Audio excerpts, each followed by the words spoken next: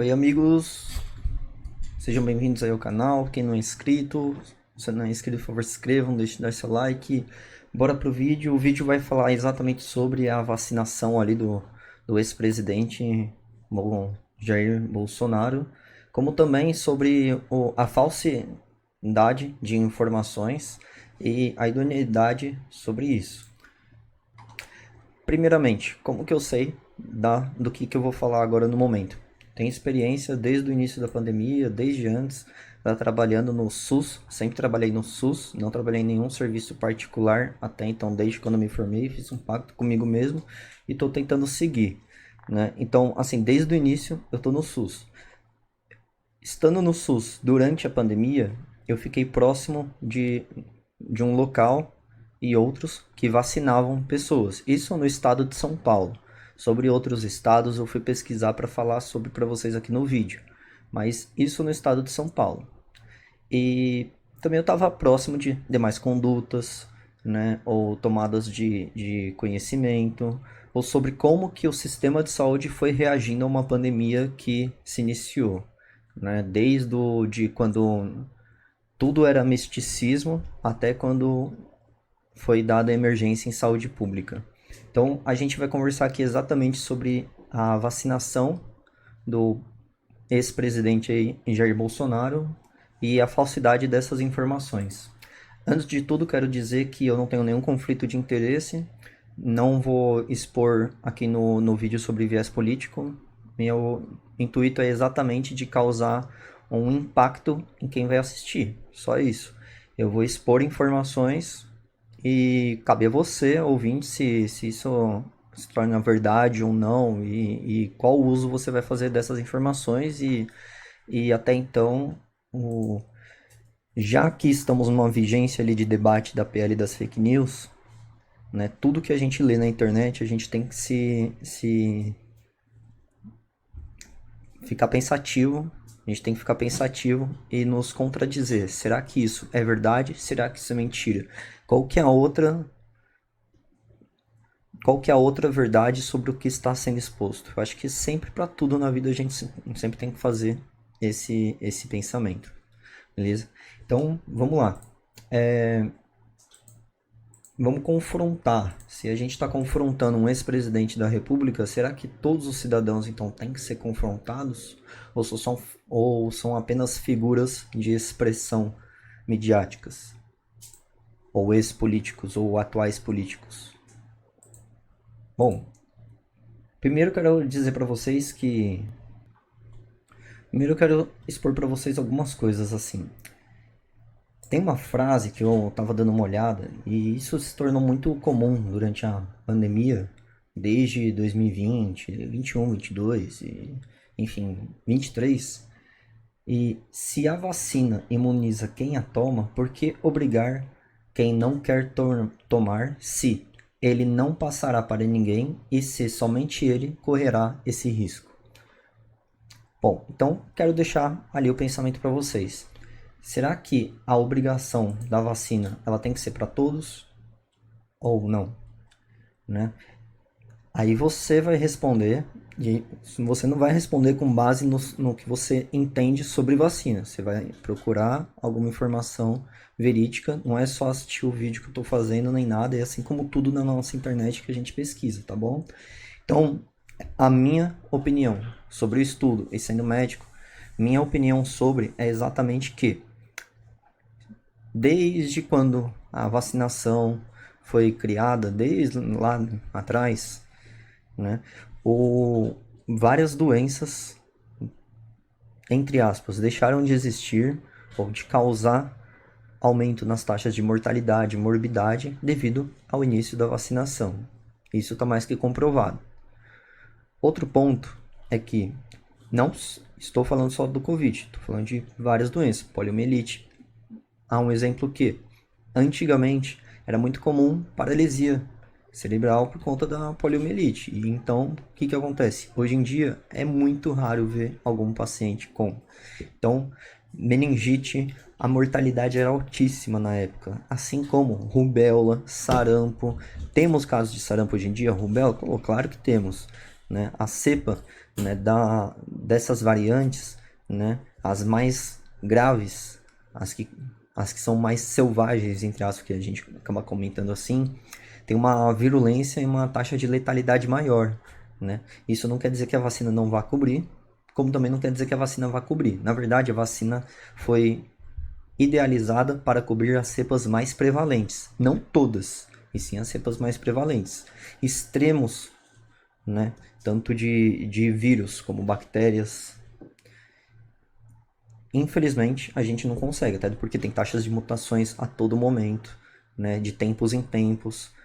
Claro, a gente consegue fazer um reforço vacinal com a vacina que está sendo criada. A vacina que está sendo imposta, ela vai ser atualizando ao longo do tempo.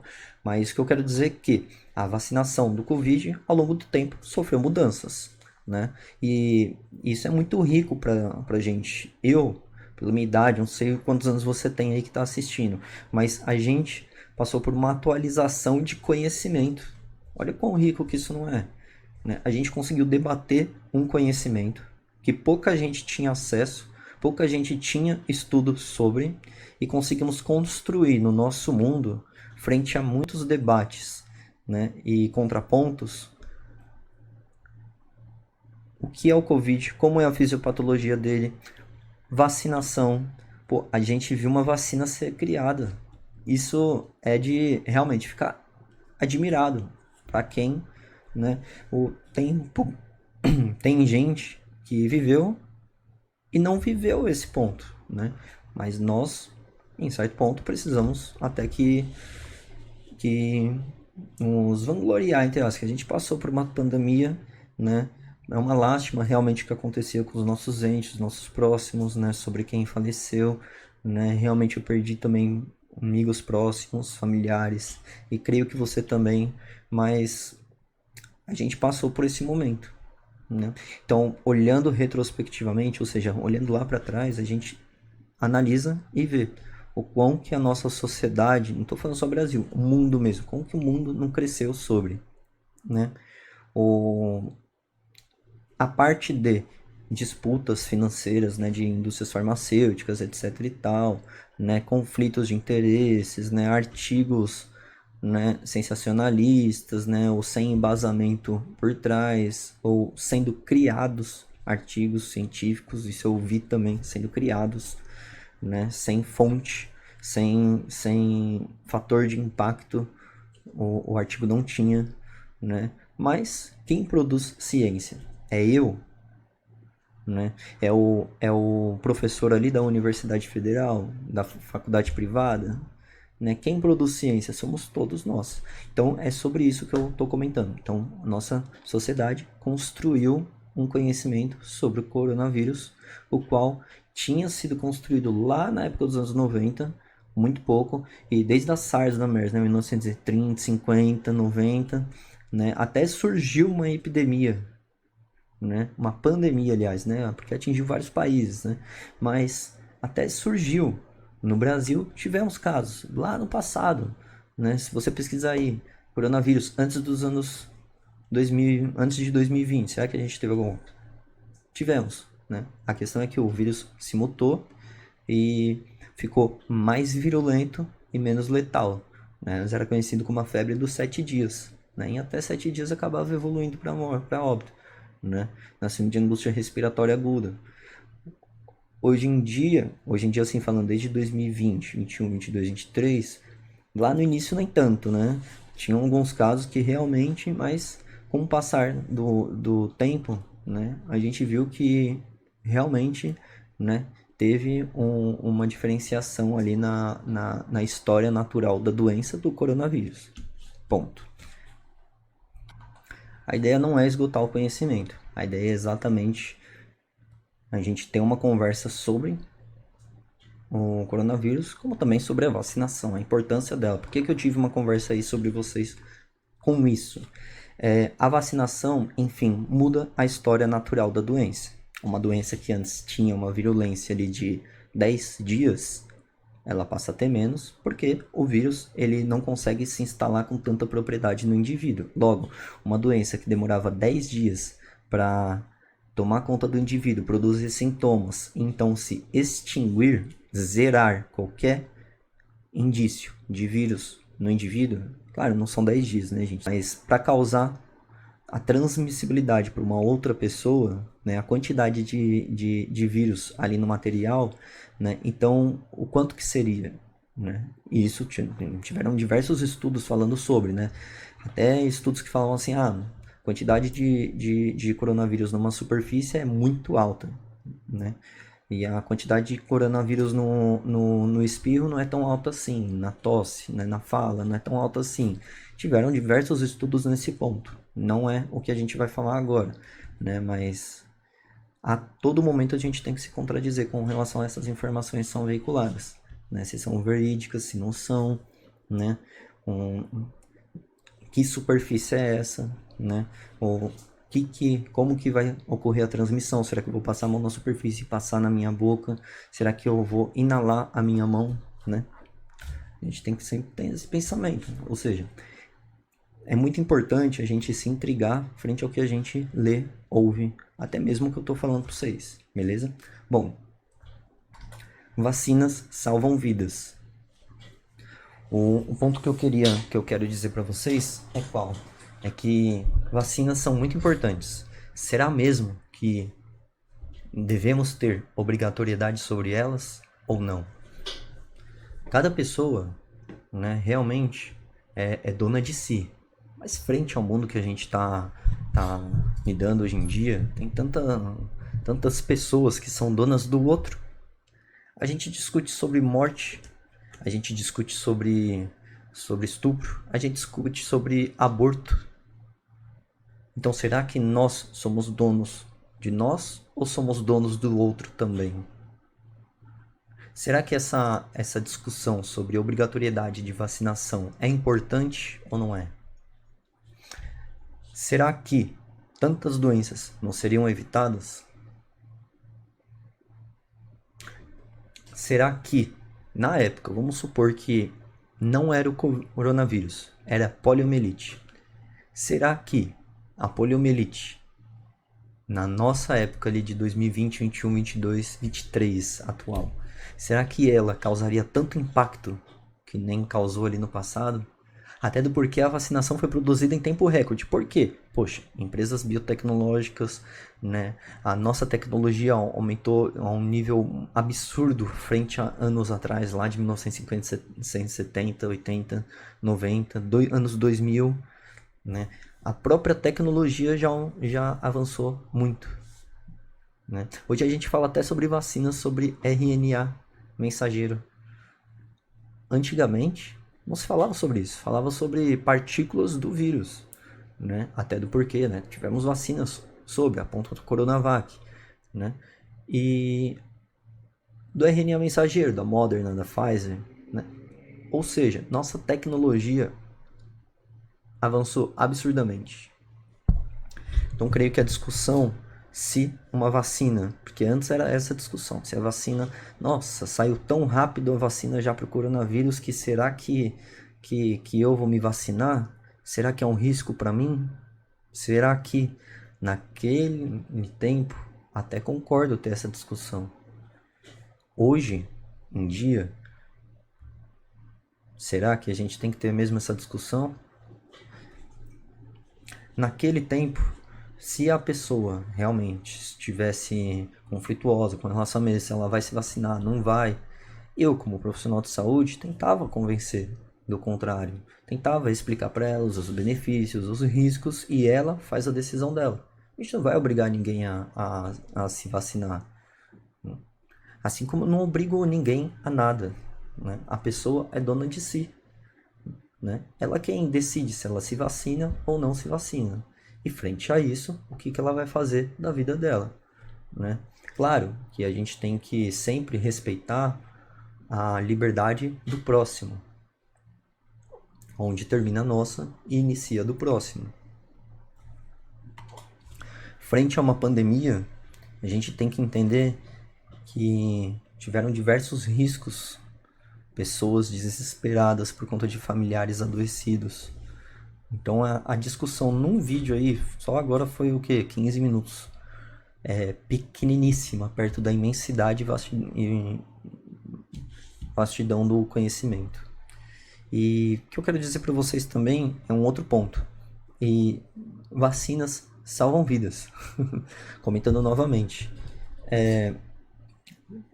Será que, na época ali em que o ex-presidente estava no comando, será que um profissional de saúde, contrário à opinião dele, tentou argumentar com ele, conversar sobre, né, fazer ele tirar as dúvidas dele sobre? Será que teve essa questão da viagem dele até os laboratórios? Porque se eu sou contra, eu busco informações sobre que me apoiem ou contradizem o que eu estou pensando, né? Então, se eu sou dono de uma nação, longe de discutir conduta de cada um, mas que